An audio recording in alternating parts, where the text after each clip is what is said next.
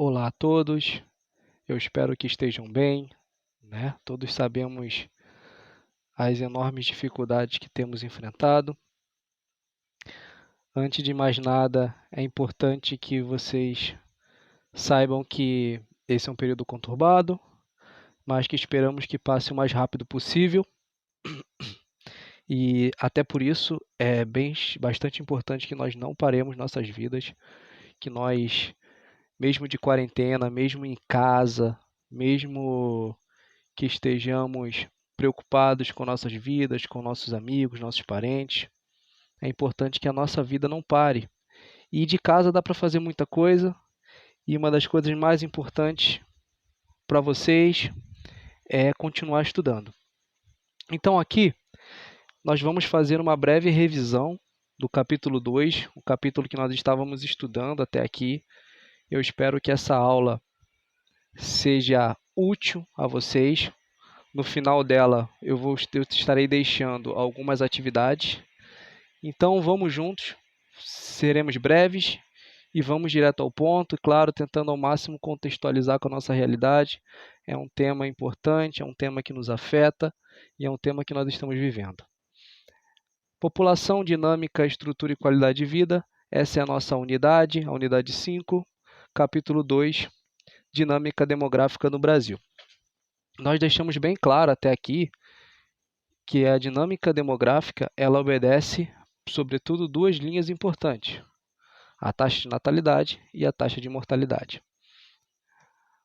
A forma como as duas são traçadas são fundamentais para a gente entender todos os nossos processos.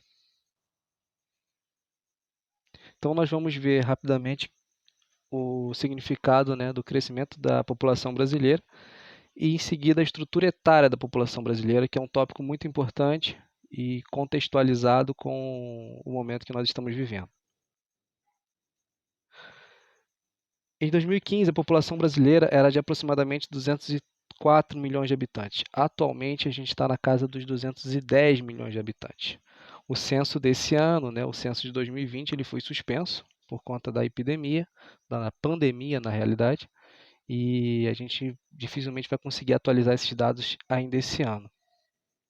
O censo é a contagem da população, o levantamento de dados e tudo mais. De acordo com o IBGE, as estimativas do IBGE, as regiões mais populosas do Brasil são o Sudeste, 42%, e Nordeste, com 28%. E as menos populosas são, respectivamente, de forma decrescente, Sul, Norte e Centro-Oeste. A região Centro-Oeste sendo a menos populosa menos populosa do Brasil, enquanto a região Norte seria a menos povoada do Brasil. Isso a gente já deixou bem clara a diferença entre população total, população absoluta e a densidade demográfica. Então, nós temos aqui um dado importante: o Sudeste sendo a região mais concentrada do Brasil, uma região consideravelmente pequena se comparado à região Nordeste, região Norte, e é uma região que concentra muitas pessoas. É nessa região, inclusive, onde, até por apresentar um crescimento econômico mais elevado, é que a gente tem sofrido, nesse primeiro momento, com a pandemia. Lembrando que a maior concentração de pessoas, maior probabilidade do vírus circular, levando em conta que o São Paulo é a cidade mais populosa do Brasil e também a que apresenta maior densidade demográfica.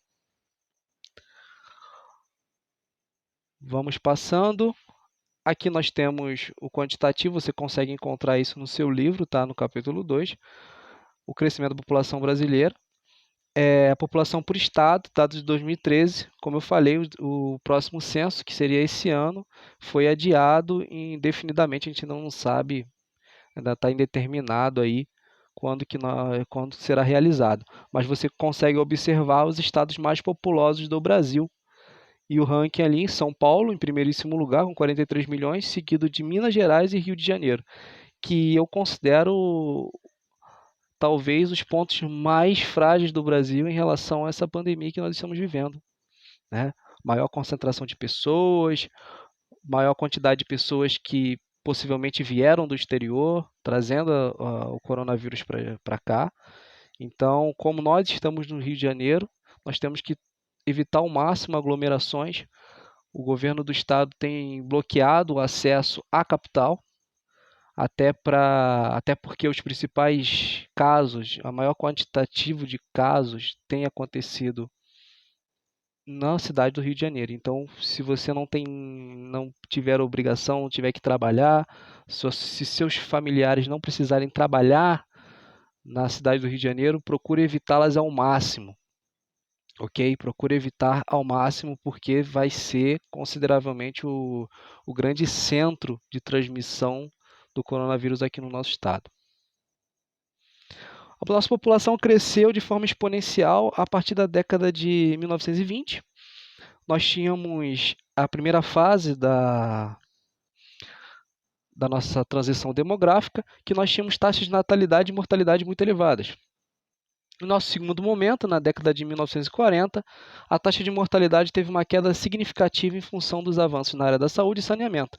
Essa é a segunda fase da nossa transição demográfica. A primeira, você considera que você tem as duas linhas, tanto natalidade quanto mortalidade, bem elevadas.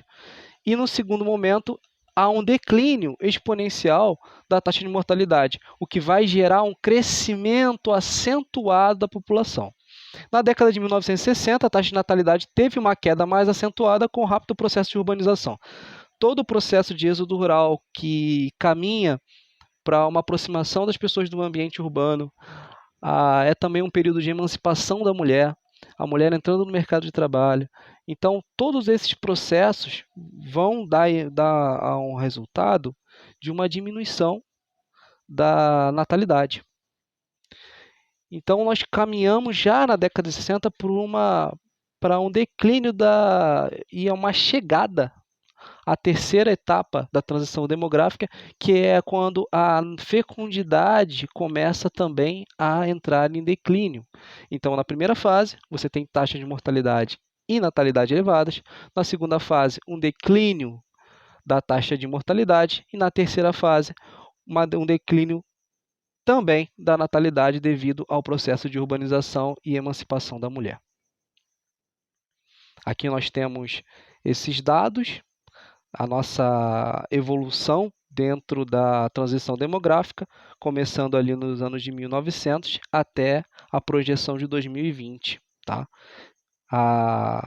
Que é uma estimativa. A natalidade, você consegue perceber que é a linha de cima, enquanto a mortalidade, a linha azul, é a que caminha mais abaixo. E essa grande área central é o crescimento demográfico da população brasileira, nosso crescimento vegetativo ou natural. O gráfico mostra o ritmo de redução das taxas de mortalidade e natalidade no Brasil entre 1900 e 2020, estimativa. É possível perceber que o país já concluiu a fase denominada de transição demográfica, quando o distanciamento entre as duas curvas é mais acentuado. O estágio iniciado no fim do século XX mostra o maior percentual de idosos no total da população brasileira. Isso é uma consequência importantíssima e nós vamos comentar a seguir. O crescimento da população brasileira. A urbanização e crescimento populacional. Né? A urbanização resultou em mudanças de modo de vida e queda nas taxas de natalidade. Por quê? Ponto 1. Muitas mulheres começaram a trabalhar fora do domicílio como forma de complementar a renda familiar. Já comentamos sobre isso. Nas cidades é maior o acesso à educação. Também é maior o acesso ao sistema público de saúde. Ocorre, então, um aumento da porcentagem de utilização de métodos contraceptivos. Taxa de fecundidade. Teve uma queda acentuada desde 1960 em todas as regiões do Brasil. A região norte apresenta os maiores índices de filhos por casal e a região sudeste apresenta a menor taxa de fecundidade, muito próxima do nível de reposição da população. Então, nós podemos dizer que no sudeste nós temos uma taxa de fecundidade aproximadamente girando na casa dos 2 filhos por mulher em idade fértil, o que é o que nós consideramos taxa de reposição. Lembra que a gente falou em sala de aula que você precisa de no mínimo 2 pessoas para fazer um filho? Pois então, se cada 2 pessoas, se cada mulher, na real, tem 2 filhos, você tem uma taxa de reposição populacional. Menos do que isso, a população entra em queda no futuro, mais do que isso, a população tende a crescer exponencialmente. Então, o Sudeste, que tem a maior região do Brasil, a região mais populosa do Brasil, é também a região que apresenta as menores taxas de fecundidade, devido à urbanização, à participação da mulher, ao acesso à saúde, à educação, os métodos contraceptivos. Aqui nós temos a taxa de fecundidade no Brasil e de regiões, né? Você vê que em todas elas há um declínio, porém, na região norte você ainda tem uma taxa bem elevada ainda em 2010. Como essa taxa, a questão do norte, a região norte do Brasil e a região centro-oeste, são regiões que apresentam uma elevada taxa de fecundidade, mas como a sua população é muito reduzida se comparada ao do Sudeste, os dados do Sudeste acabam sendo os dados que se aproximam mais da realidade brasileira. A taxa de mortalidade infantil é muito importante para a gente traçar a expectativa de vida, né? Ela foi reduzida de 29,7 a cada 1.000 crianças, dados de 2000, para 20 a cada 1.000, dados de 2013. Então, conforme a mortalidade infantil diminui no Brasil, aumenta também a nossa expectativa de vida. Aqui nós temos as faixas etárias do Brasil, comparação de 1960 e 2010. 1960 em laranja, em roxinho, 2010. Então, nós percebemos que nós tínhamos 42,7% da população brasileira entre 0 e 14 anos, lá em 1960, e isso se reduziu drasticamente em 2010, onde nós só tínhamos 24,1% da população nessa fase ainda da sua infância. Já de 15 a 65 anos, nós tínhamos uma quantidade muito grande de pessoas, mais da metade da população ainda, só que você percebe que havia uma grande proximidade entre a idade infantil pela quantidade de crianças e a quantidade de adultos. Isso significa que a taxa de natalidade era bastante elevada, enquanto a terceira idade ela só apresentava 2,7% da população brasileira, ou seja, era uma minoria. A população brasileira era uma população que apresentava uma enorme taxa de natalidade, mas a expectativa de vida era reduzida. E já em 2010 a gente vê uma mudança muito grande, porque os adultos, que são a maioria, quase 70% da população brasileira, eles tiveram uma quantidade bem menor de filhos. Então eles vão apresentar menos da metade da população de adultos, sendo ainda crianças em 2010. Isso projeta para o futuro uma realidade de um Brasil com uma quantidade de crianças e adultos muito menor nos próximos anos. E isso se reflete já lá na terceira idade, em 2010, onde a população de idosos já batia a casa dos 7,4%. Com a redução das taxas de natalidade e com o aumento da expectativa de vida, a pirâmide etária brasileira, com dados do censo 2010, apresenta mudanças significativas. A base estreita aumenta o topo. Aqui nós temos o fenômeno, né? Conforme essa base representa a menor idade e o topo a maior idade. Você vai percebendo que ao passar do tempo a base vai se estreitando, enquanto o topo vai se alargando. Ou seja, nós vivemos mais e temos menos filhos. A nossa população, o nosso país, né? Ele é um país populoso e pouco povoado, com a população irregularmente distribuída no território brasileiro. Isso é um ponto importante, nós estamos mais retidos ao litoral, conforme o mapa abaixo. Então, considerações finais, eu vou colocar aqui de volta ao tema de abertura, fazendo uma breve contextualização com nossa vida, né, atualmente.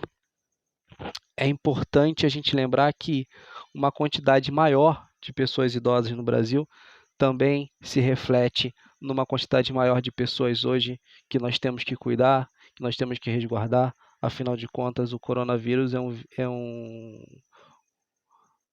uma doença, né? Traz uma doença que pode causar uma séria pneumonia, uma paralisação do sistema respiratório e os idosos estão cada vez mais suscetíveis. Então, nós temos que, se nós tivermos idosos em casa, a gente tem que ter um cuidado redobrado e, mais uma vez, a gente diz, não saia de casa. Se não for de suma importância, não saia de casa. Se tiver idosos na sua casa, que a chance de ter isso é muito grande, afinal de contas, por mais que muitos problemas que nós tenhamos no Brasil, hoje nossos idosos eles têm a oportunidade de viver mais, as pessoas, os brasileiros, eles vivem mais, eles têm mais qualidade de vida, eles têm mais acesso à educação e a gente tem que lutar o máximo possível para que os nossos idosos não sejam, não pereçam durante essa epidemia. Muito obrigado a todos que acompanharam. Vou tentar fazer com que esses vídeos sejam um pouco mais curtos nos nossos próximas conversas. Respondam aí às atividades. Não deixe de estudar, isso é muito importante. Boa noite, se você estiver de noite. Bom dia, se você estiver de dia. Até.